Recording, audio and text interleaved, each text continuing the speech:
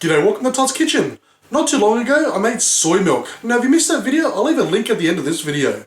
But ever since then, I've had a lot of people asking me how to make tofu. Tofu, believe it or not, is incredibly easy to make and also a lot cheaper than what you're going to pay for in the shops. So join me today as I make my version of tofu.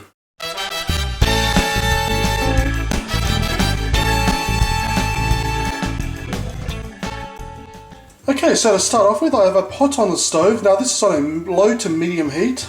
So today we're going to add in our soy milk. So what we're going to do now is we're going to keep on stirring this until it reaches 80 degrees Celsius. So obviously make sure you've got a thermometer on hand, because that's the best way to judge. But in other words, you want to bring it up to its just before boiling point. So you don't want the soy milk to boil. You want to be able to take it off the heat just before it reaches that point, which is about 80 degrees.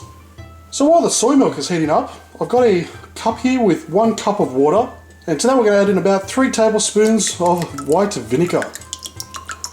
Now if you don't want to use vinegar, you can also use lemon as well.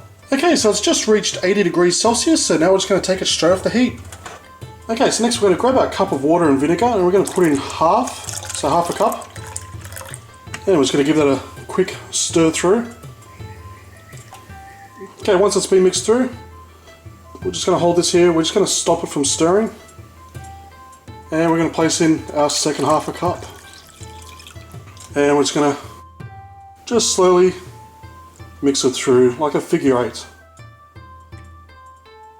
Okay, as you can see, it is now separating nicely. You have your distinct white bits separating from the liquid. So just keep on stirring this just for another, say, 30 seconds or so. Okay, so I've got a strainer in the sink here. Now I've lined it with some cheesecloth. And as I said before, you can get the cheesecloth at a lot of fabric shops. So what I'm going to do now is just carefully pour a mixture into the cheesecloth.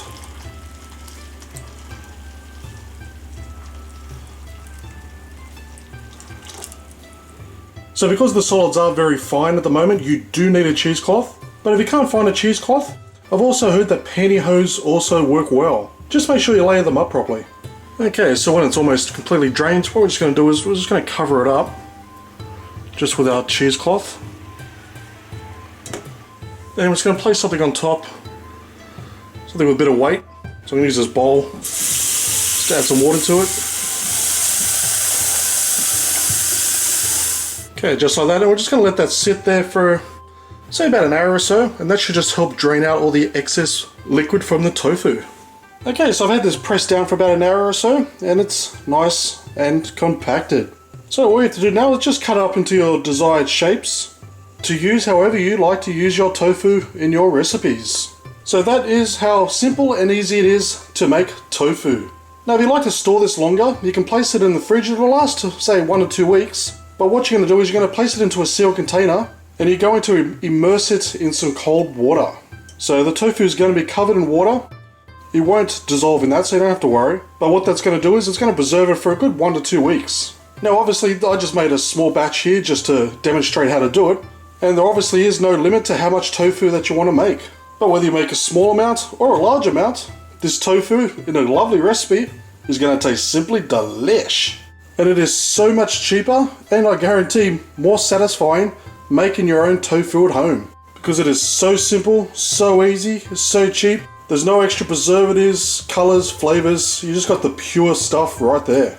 Thank you for watching this episode of Todd's Kitchen. A list of ingredients is down below, as well as links to my Facebook, Twitter and Google Plus pages. Please give this video a massive thumbs up and leave a comment, and I'll see you next time for another delicious recipe.